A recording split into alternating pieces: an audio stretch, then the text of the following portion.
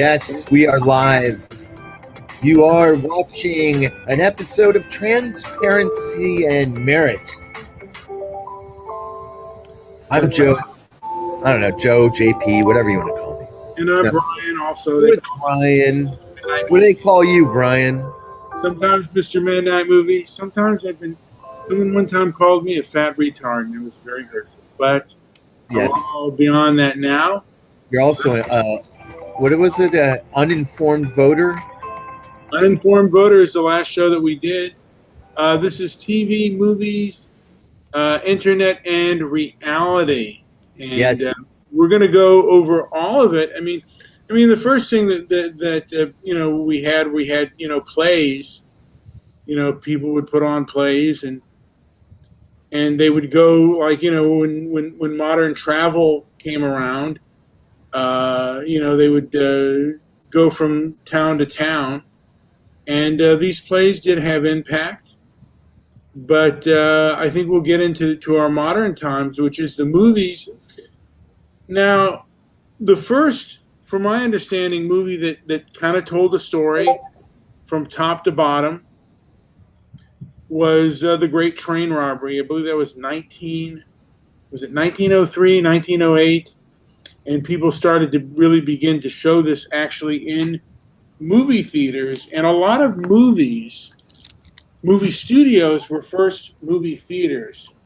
From my understanding, Warner Brothers was started in an abandoned shoe store because department stores were becoming all the rage, and it was started in a department store with folding chairs, and then they needed to make, because people didn't want to release their films, they were very precious, so they decided to make their own movies and show them in their movie theater.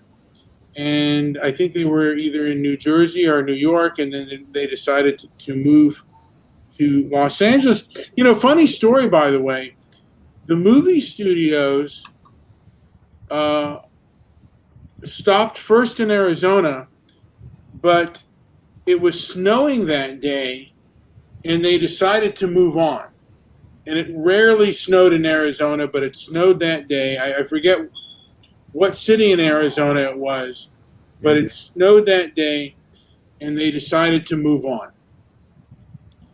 And the movie studios were created. I mean, the first film that really had impact and and really began to change people's perception of history was the movie D.W. Griffith's Birth of a Nation.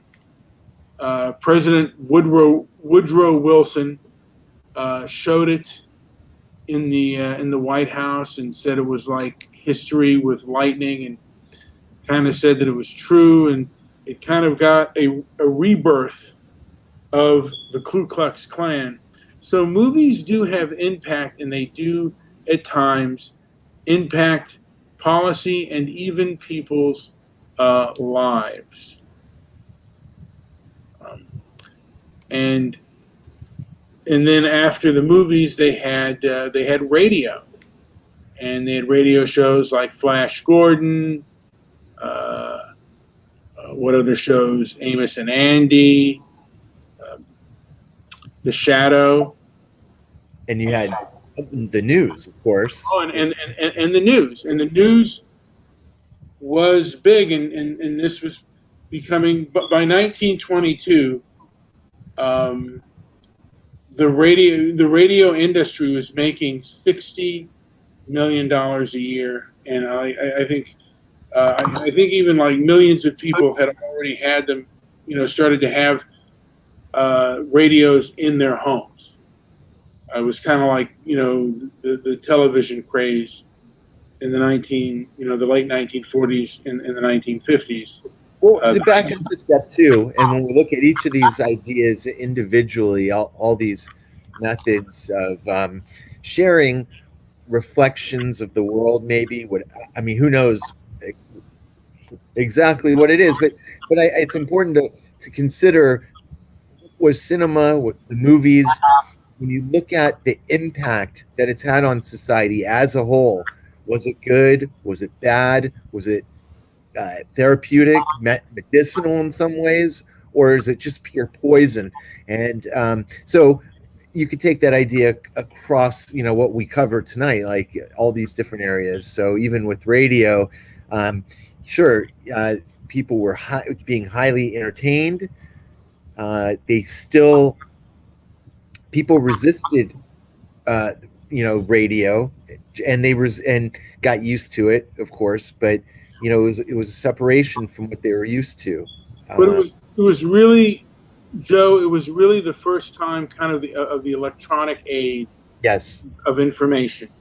yes, and that does lead to later problems. But okay, go ahead with that. Well, I'm wondering, and this is the question I have: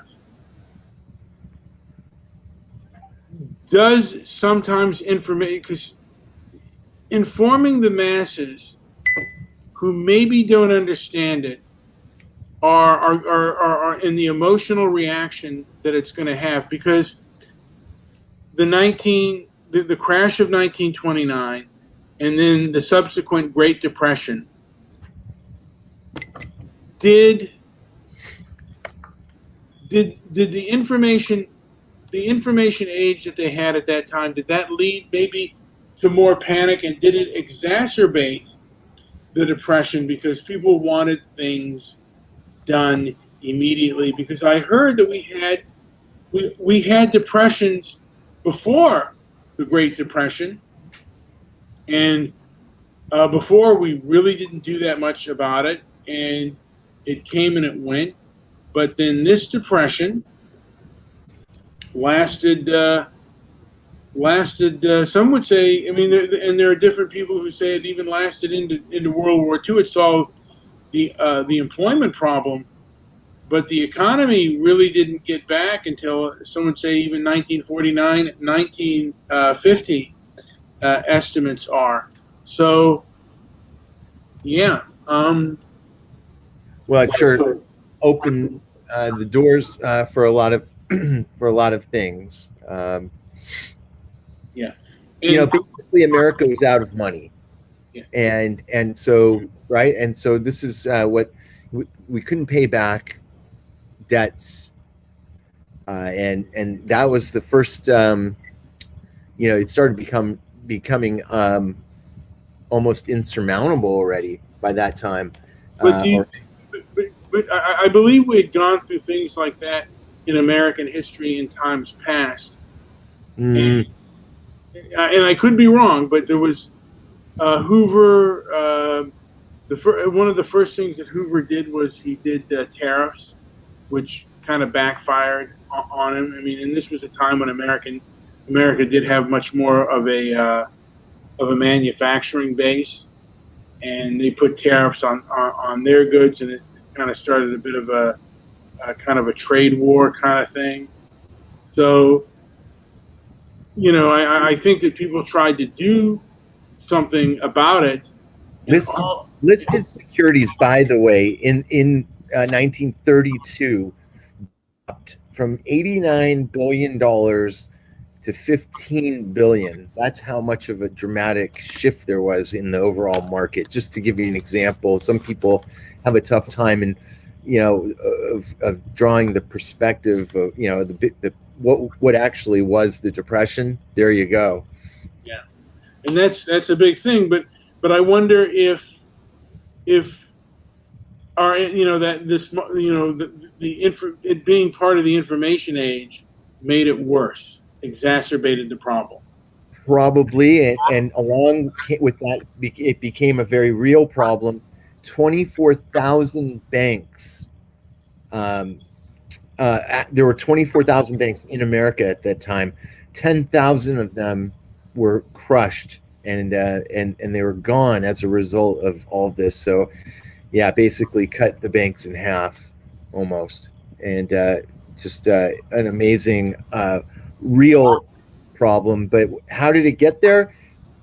Yeah, I think there was a panic that was exacerbated, and and we see echoes of that today. But holy moly! And now we're even more of an information age. And we're seeing people just like, we have an online thing, TV, we saw people buying up toilet paper like there was no tomorrow. I remember for a while, you couldn't get a roll of toilet paper. None of us could be dirty wipers, That's right. as Howard would say. So it was becoming, a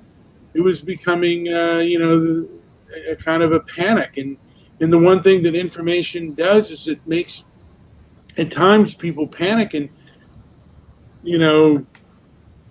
isn't it better if people become kind of level-headed on this sort of thing? So another good example from that era was the War of the Worlds. Yeah, no, you're right on that. And people believed it to be real.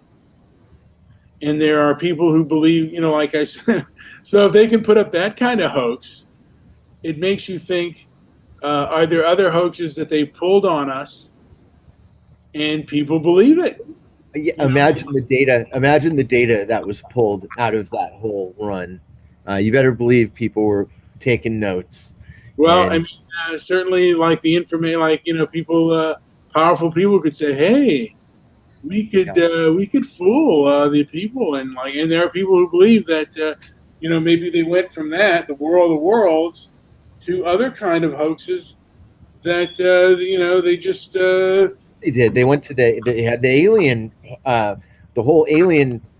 UFOs were a thing prior, but a little bit later, there into the 1940s and 50s. I think it was early 50s. And the guy's name is escaping me. A million people out there would know, but the UFO meme became, something that was thrown out there, and it was used as a device for sure. More and more. I mean, it was around earlier than that even, but this is when the mainstream kind of latched on to this idea of UFOs and abductions, and even the UFO crash, I think, that happened in New Mexico, supposedly. So yeah, a lot of, just as an example. And if you think about it, ever since, we've had just about a movie a year that comes out with space aliens to help keep that idea alive somewhat.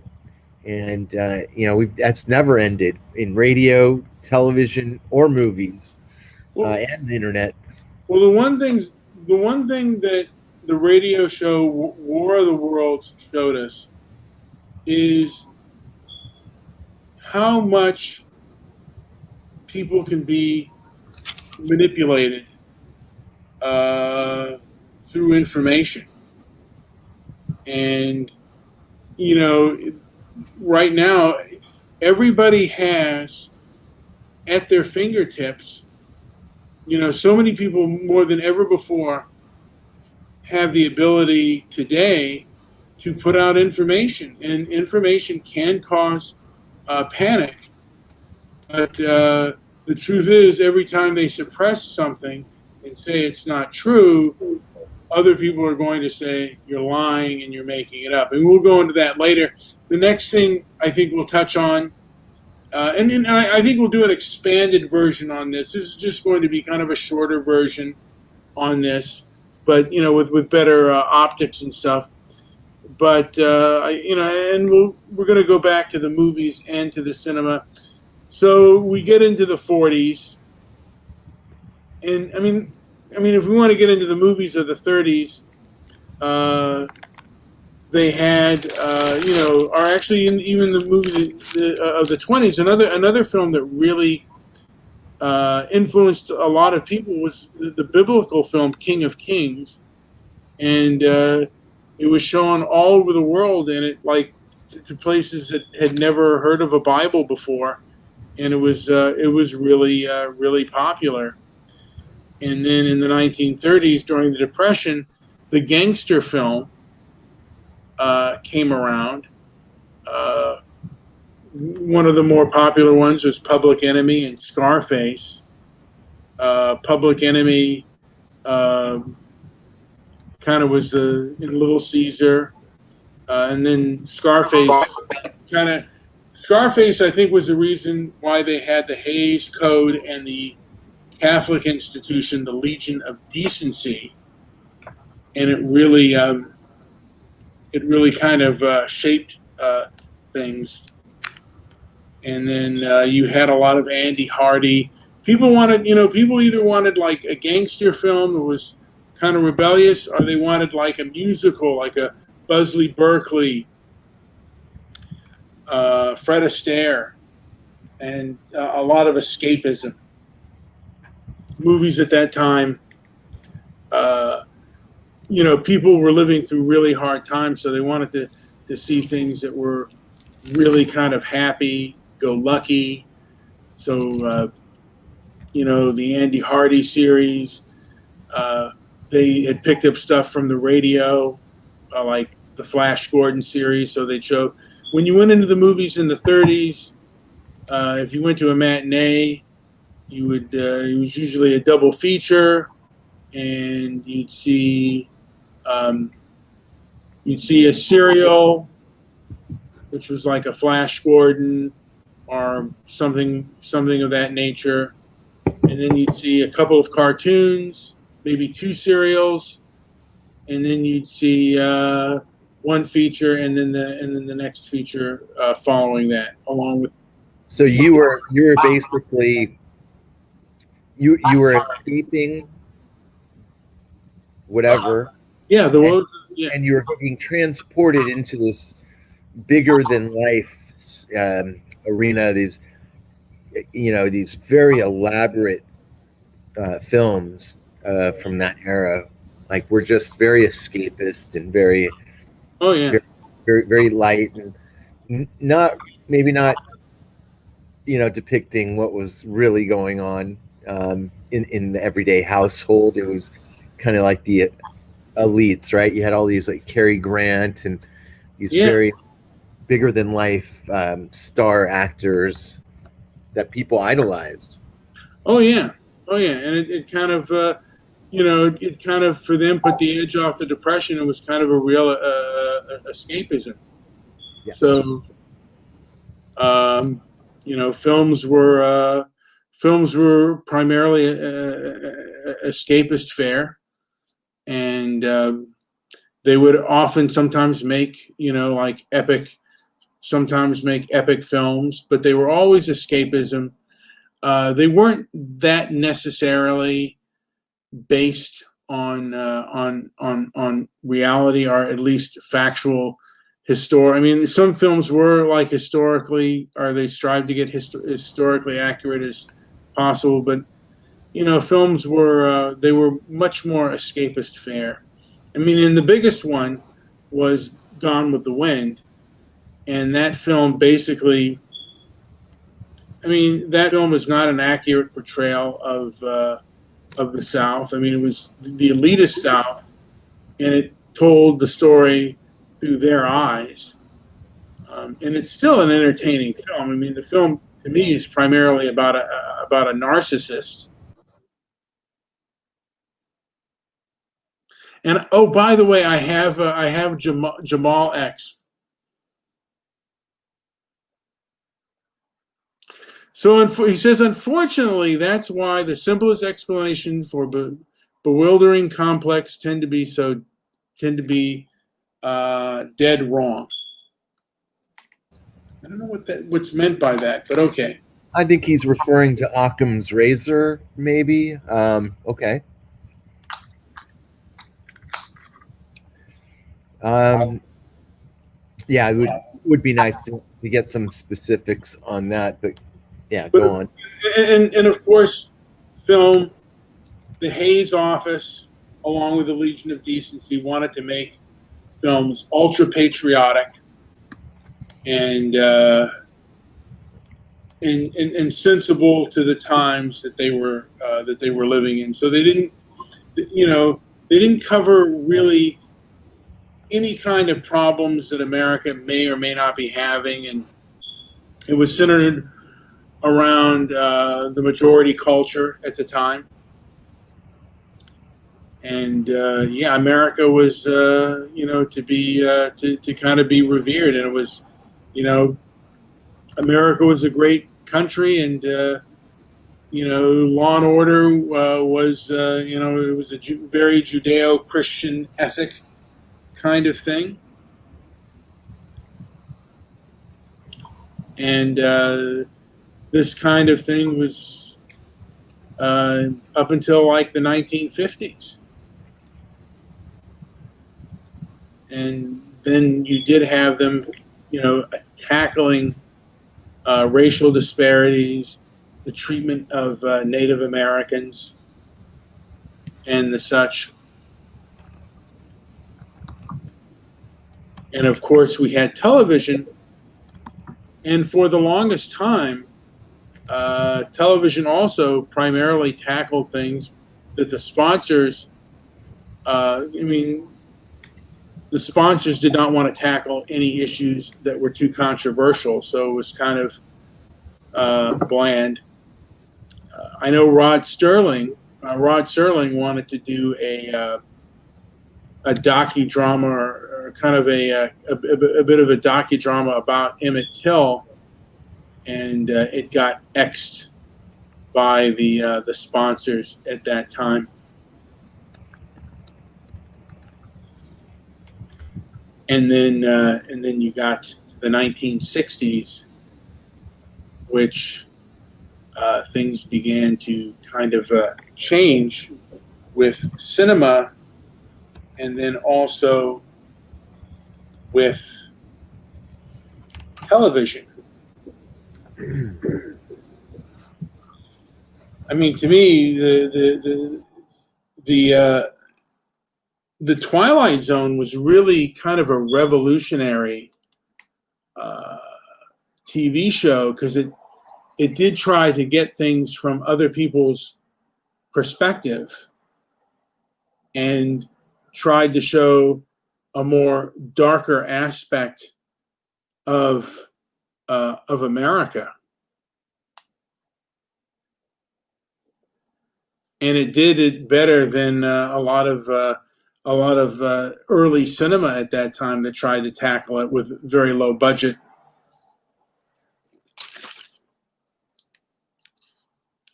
And I wanted to mention, by the way, that the films during the 1950s, I think, to me, the 1950s was, I think, one of the worst times for cinema. I think their budgets had become a lot lower on average. And, you saw, I mean, the stories weren't as tight as they could be. Well, since we're kind of tying these ideas to how people perceive them in reality, Yeah. One that I always think of is from the 60s was Goldfinger, the movie Goldfinger.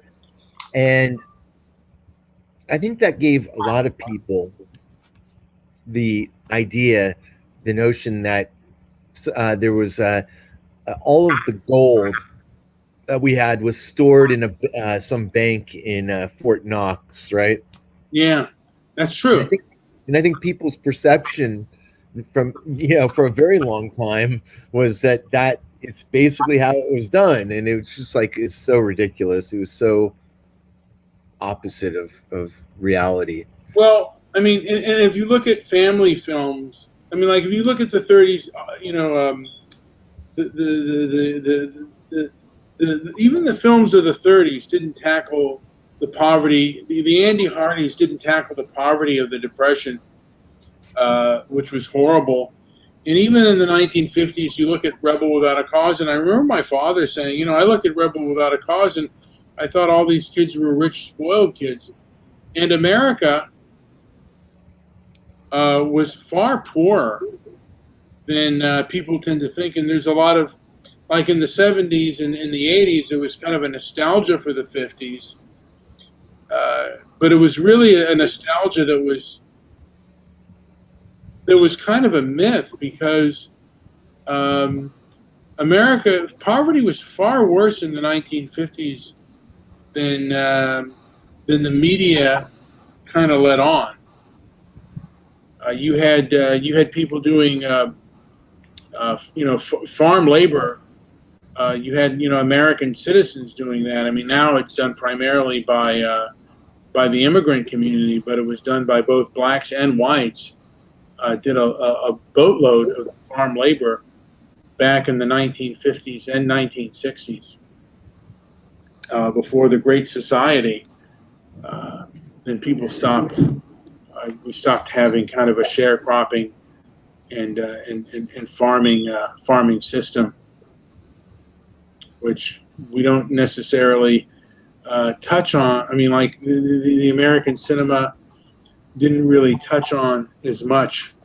And if you look at some of these films that are set in the 70s and 80s about the 1950s, it's primarily about the sexual frustrations of teenage boys. Sounds like you walked away from your mic. Is there any way you can get closer? Oh, okay, yeah. Sorry, but can you hear me better now? Or do A little I bit. sound like I walked away from my mic? Yeah, or something's blocking it, maybe. I don't know. I think you sound better now. But go ahead. Okay, but yeah, I wanted to, as I repeated, or as I said before, if you didn't hear me the first time, that films that kind of dealt with the 1950s or took place in the 1950s was primarily 70s, right? Yeah, that were made in the 70s and 80s, primarily dealt with the sexual frustration of young teenage boys, and it was all young teenage white boys at that time. It's kind of an interesting kind of note there. And then we jump into, of course, the 60s and the films of the 60s, and they started to touch on things a little bit, and they would go a little bit deeper than films in the past have. And you almost want to ask the question, are these films, some would say, are they real? And I think the late 1960s and 70s, to a degree, were the realist. And then the stuff in the stuff in the 90s, even the stuff, urban stuff. Well, yeah.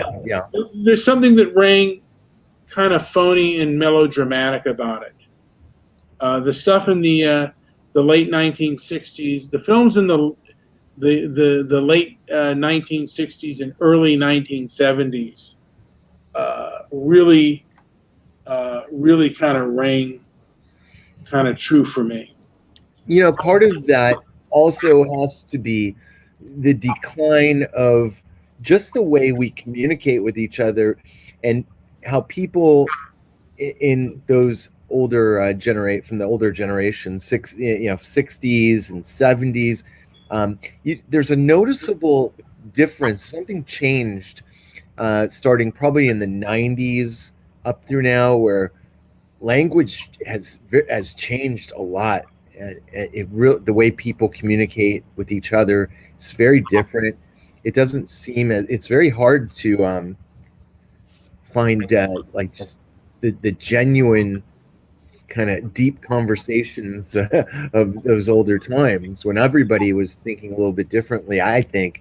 And also there's a whole stream, and I mean we could tear this apart all day, but real quickly, the whole horror film thing really took off in the 70s, especially the religious horror films where they had The Exorcist and The Omen, Zodiac killer stuff. That was with Dirty Harry dealt with the Zodiac killer. Yeah.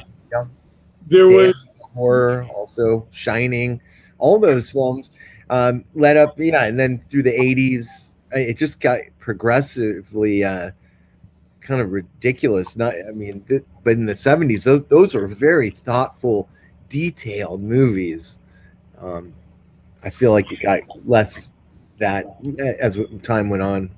I mean, when you think of Dirty Harry, I mean, if you look at the film, Dirty Harry, he and the serial killer are kind of alike in that film. They kind of gloss over it, but there is kind of thing to think that he kind of they both they kind of hint that they both enjoy killing people. Yeah, yeah.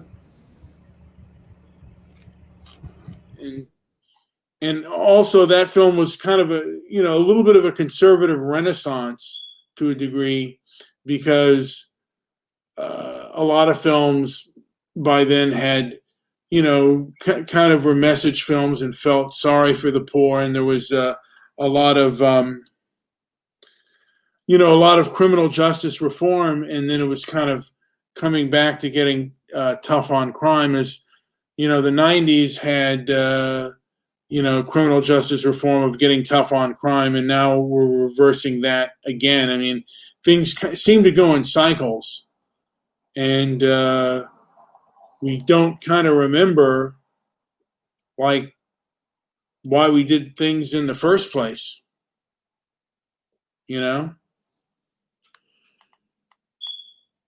And then, I mean, and then in the '70s, you did have a lot of, TV miniseries. The first starting with Rich Man, Poor Man. Did you ever see that, Joe? Hello? Hello? Oop, I had myself muted. Yeah. Yeah, I remember that, but I probably should see it again. I was very young when I saw that. It is a very, I mean, to me, it was, it was a television series that dealt with, they had a few scenes of how racist America was too.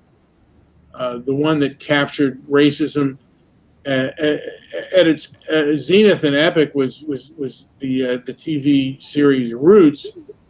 Although a lot of people don't know this, but Roots itself was plagiarized, and there's a lot of speculation like that Kunta Kinte never really even existed. That's one of the little mysteries out there, and things kind of take just as America took on kind of a myth, and we didn't even touch on the movies of the 1940s, the late 1940s and 50s that John Ford did about the cavalry, and the cavalry was in the right. They did She Wore a Yellow Ribbon, the Rio Grande, the Rio Grande, and it was basically these cavalrymen were there to restore order and civilization to the West.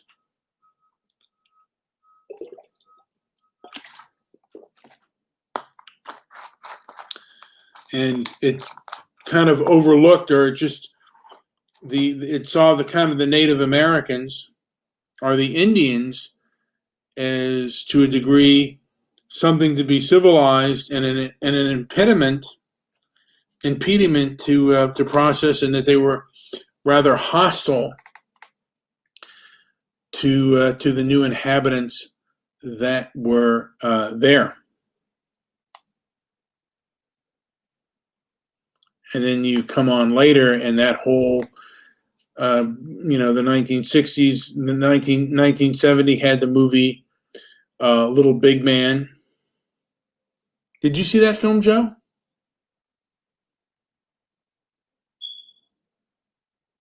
I guess he's on mute. Yes, I did. Yeah. Which, had a different perspective. And again, television came out with its miniseries, and one of the most significant one was Roots. Not only Roots One, but Roots Two as well. Roots One was in '77, and then they did Roots Two in 1979, and it was kind of a mini series. I guess it would be called kind of a. This, I think it promoted a lot of white guilt. Mm. Could be wrong on that, but I think it had. I remember when I was watching it, it brought out feelings of. Oh, it did in the same way The Color Purple did, I think. Well, Yeah. The Color Purple did the same thing that Roots did, maybe to a lesser extent. Yeah. Yeah.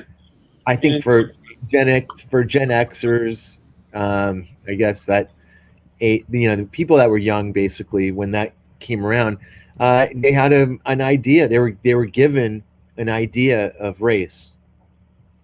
Yeah, and I don't know. Like I said, I don't really know how accurate that is because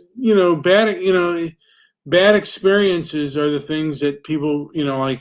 Our dramatic experiences are the things that Well, people. you might be horrified to know that ideas that just like ideas that came from stories like Roots are what I hear that a lot today in classrooms. There's no doubt.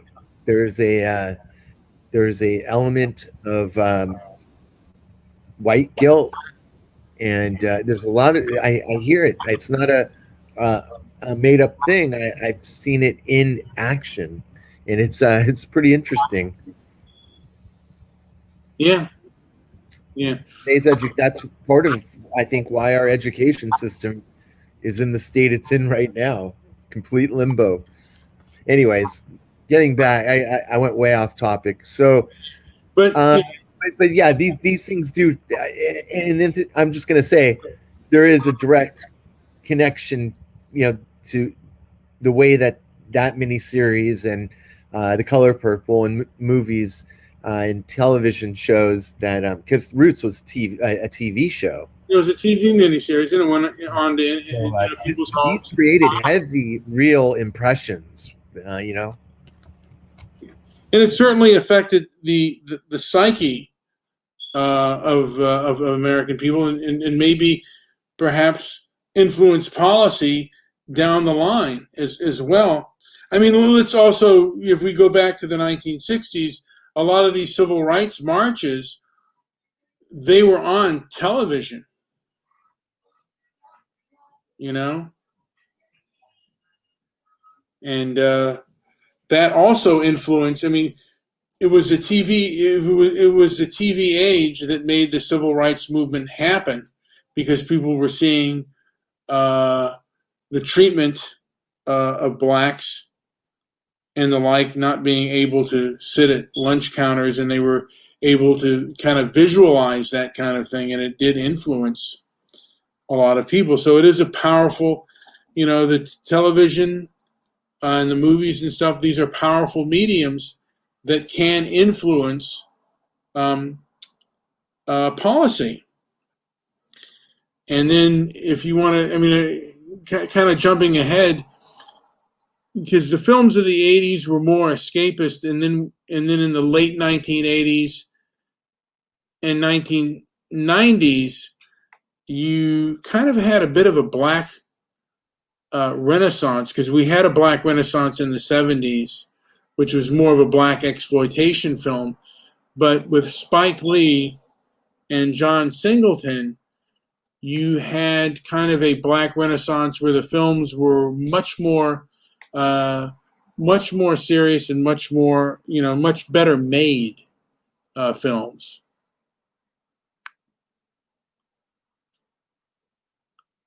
Are we going to show a video here, Joe?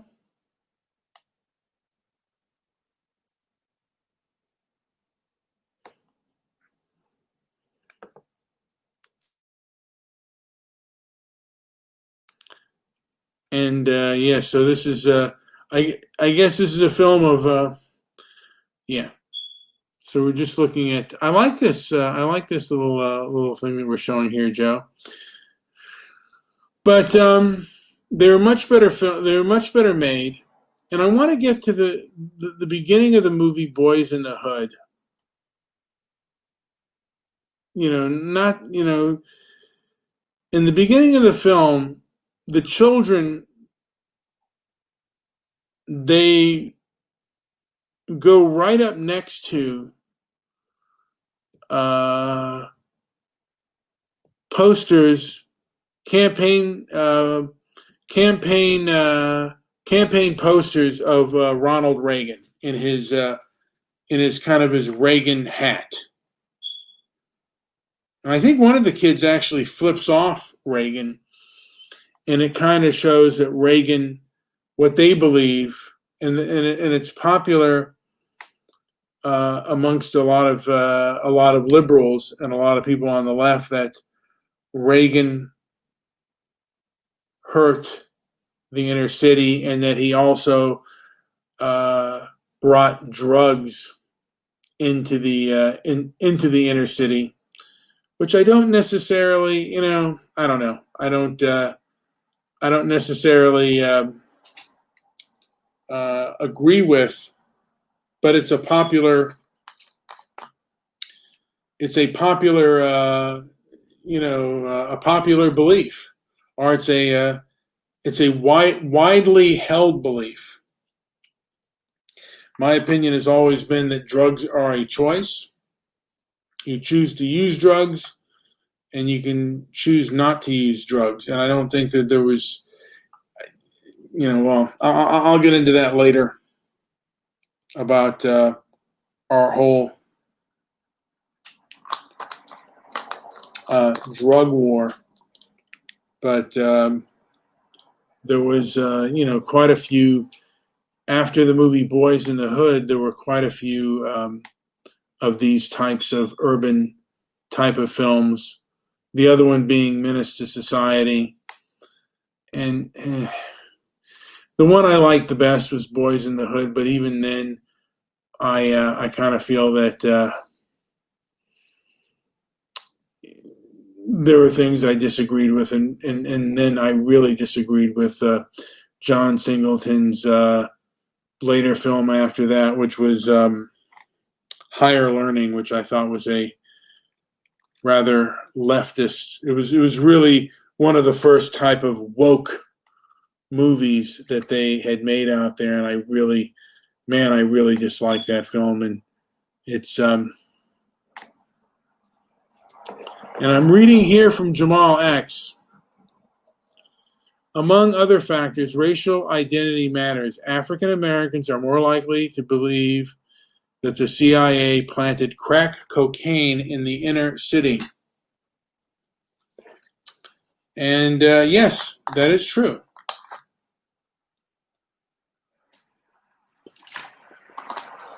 And there are a lot of liberal whites that believe that as well. I mean, and there are a lot of people who believe that I don't know if they're more likely to believe that. A lot of them do. But I don't know if they're more likely. I think a lot of everybody knows that now. I mean, well, no, I mean, I don't believe that. I mean, there may have been some corrupt CIA people that wanted to make money. There's testimony. There's been a lot of information out there that's talked about these sort of things. You know what? I've heard different information, and I think that's kind of been debunked. I feel that story's kind of been debunked. I don't want to get into the details of that, why I believe that, and also that. Look, man, we can talk about that someday, though, because the last I heard, I used to look into this a long time ago, and there was like some officer or officers, I can't remember now the names, gosh, it's been so long since I looked into these sort of things, but there were supposedly LAPD officers involved in helping get that crack cocaine in the inner city, and Yeah, I'm curious to see where the pulse is on that now. I haven't looked into that for so long. Well, the one thing is, you can actually say that. You can say that the inner city, you can have people who promote that propaganda. There is propaganda today on the internet that you cannot, that you will be, you'll be kicked off of YouTube if you go too far and your show becomes too popular, because they'll call it hate speech. That's right. So, and that's the new form of censorship is. No, you can't promote your idea to millions of minds without having signed a contract. I'm convinced of that. No way. No, nobody just is great at doing shows and suddenly gets millions of followers. There's no way. It just doesn't happen that way. I think it's all promoted garbage. Like I said, I'm not really sure on what makes a show popular or does not. I'd like to keep that dream alive. But it does seem like there is a fact out there that today there are gatekeepers out there, and if you can there are certain conspiracy theories that you can throw out there, and others you cannot. You can throw out the conspiracy theory that the CIA planted crack cocaine in the inner city, which hasn't been proven as fact, is still a conspiracy theory. But if you say something about mass shooting, if you talk about genocide in South Africa, which I don't believe there's a genocide, but I do believe that South Africa there's a lot of evidence that it is a racial vendetta nation.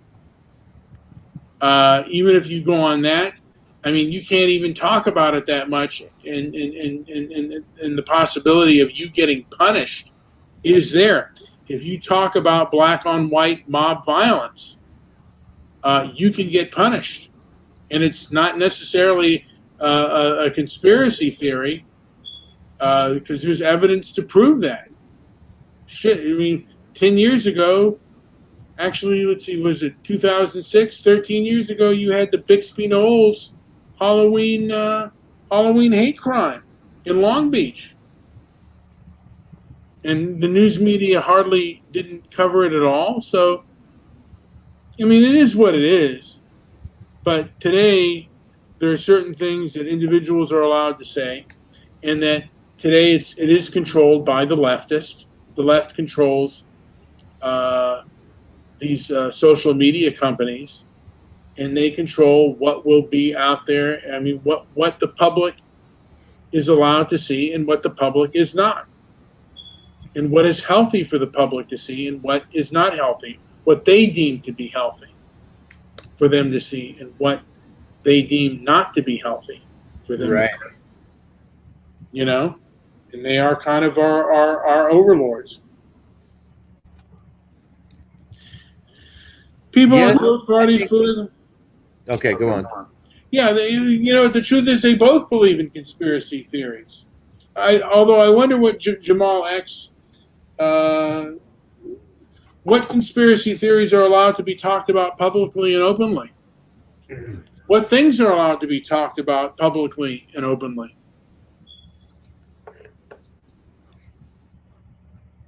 On our, on our internet. And this was supposed to be the information age.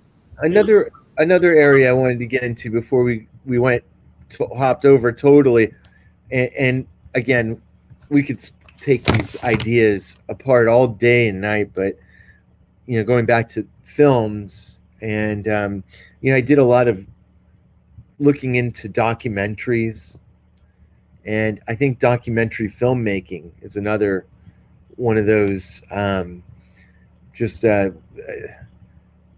part of the world, a part of the entertainment world that I don't think people had taken enough scrutiny to, but literally it's impossible and I don't think people have this when they watch it. I don't think they have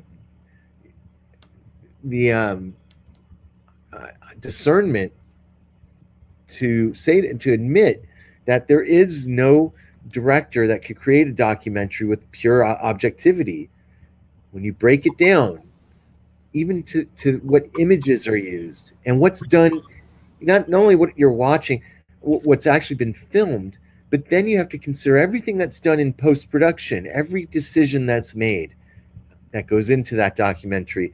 All has to be there's decisions that have to be made, choices, and in doing so, there's an automatic disconnect from reality. Yet, I've heard it how many of these movies over the years. Thin Blue Line, that story which implies that Randall Evans, I think was the guy's name, was innocent of his conviction. And then there was what was the other one? The movie about Stephen Avery. Anyways, yeah, I mean, a lot of these movies, they give us an idea, and whatever side it portrays. Now, a good one I like to say is that I like to refer to as Bowling for Columbine, because you got so much hatred. Can we get into the first? The first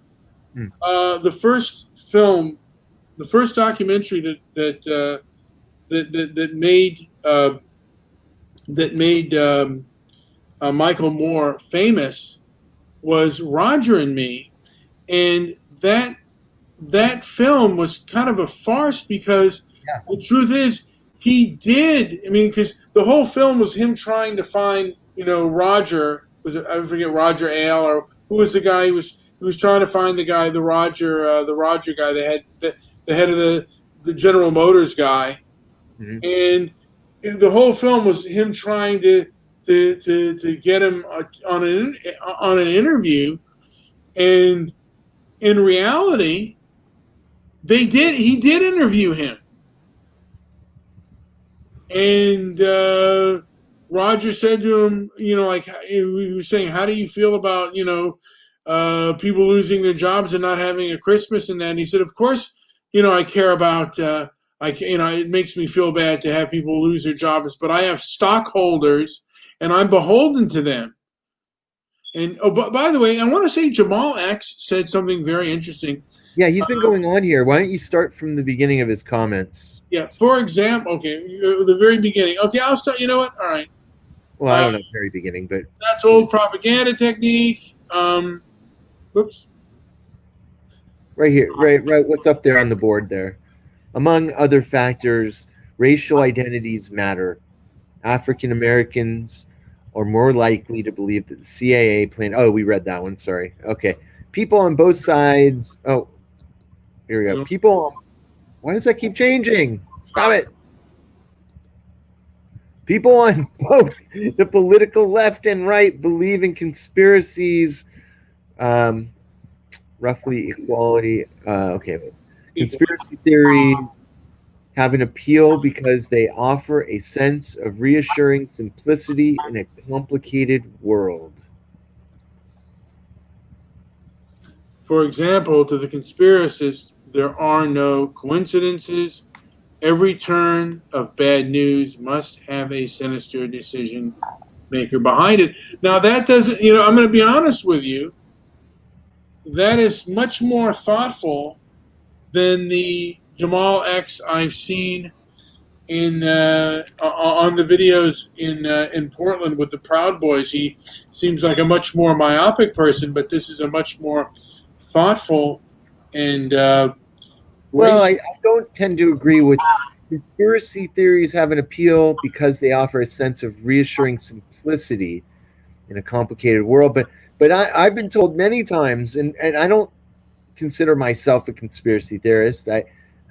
People sometimes say that, but I don't feel it. But a lot of times, a lot of ideas, what I'm told, that people will bring up a conspiracy theory, and the argument against what they're bringing up is that it's too complicated, or Occam's razor explains I think Jamal played both sides of the fence tonight on these comments because here he's saying it added simplicity. Earlier he said it made it more complex. I think it makes things more complex sometimes.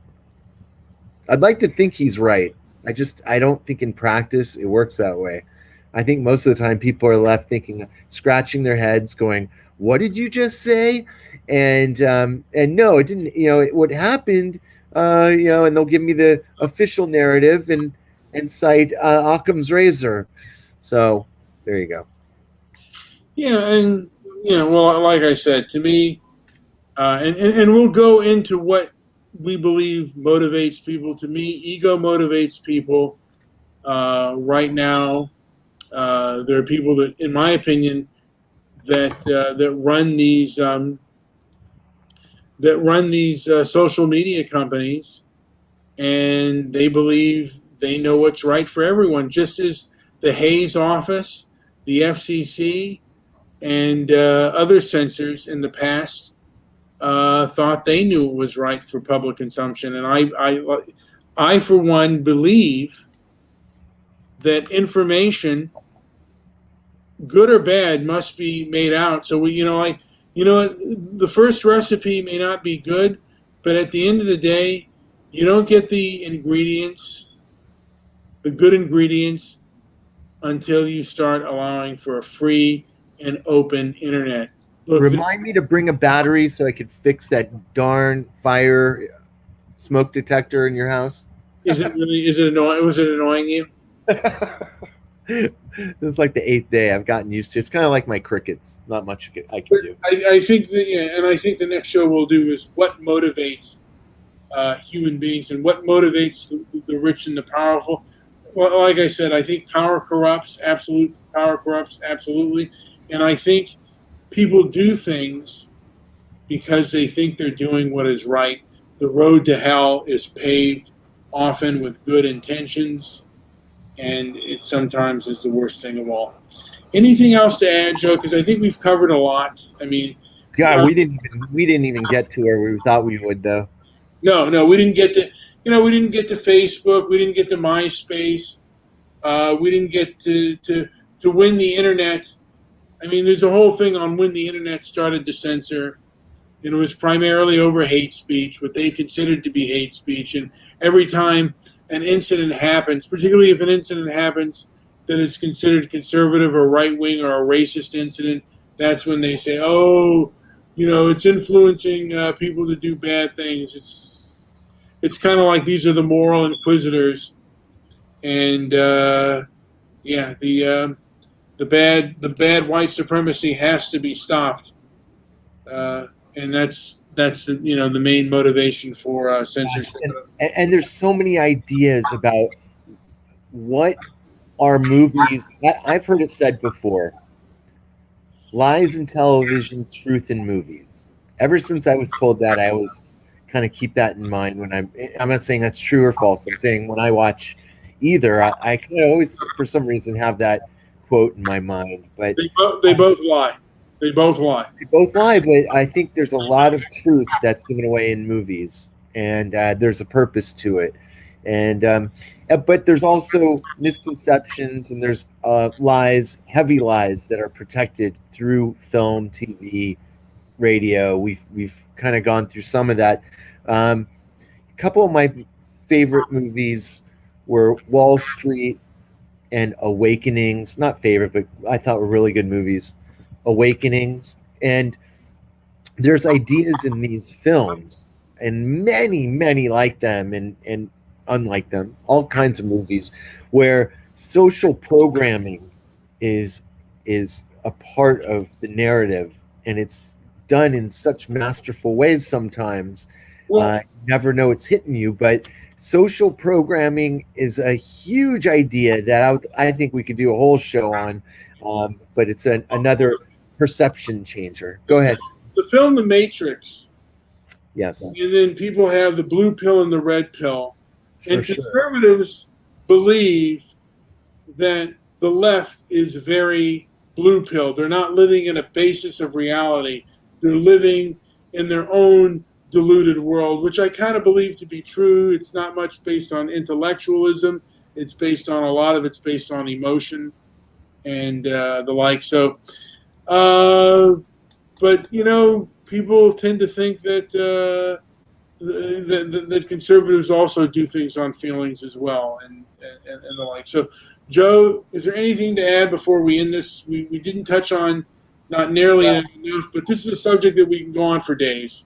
we go on for days, and so many ideas keep popping into my head about television, more news ideas, but if all roads lead to Rome, go back and look at ancient mythology if you want to see what's really going down in today's news, in today's world. Ancient mythology, believe it or not, plays a role, and I'd love to draw lines to some of those as well. So hopefully we'll get a chance to do some more research and bring you some good, well thought out shows that talk about these sort of ideas. But that's definitely one that I always like to read up on and learn from. And this is just my opinion out there, and I'm going to throw it out there. The reason that people censor is they think they know what is best for the consumption of society. That's why the Hayes Office and the Legion of Decency was created, and that's what the modern censors are doing today on the internet. Although they took away religion and decency and morality, and they put white supremacy, but before it was decency and morality, and now it's what they consider to be hate speech. That's just the difference. And these are people who think they know what is best for everyone. That's, to me, what motivates the censor. Anyway, Joe, Yeah. anything to add on that before we call this a day? Hey, like and subscribe. And By the way, I could go off for another hour based on what you just said, but there's a never.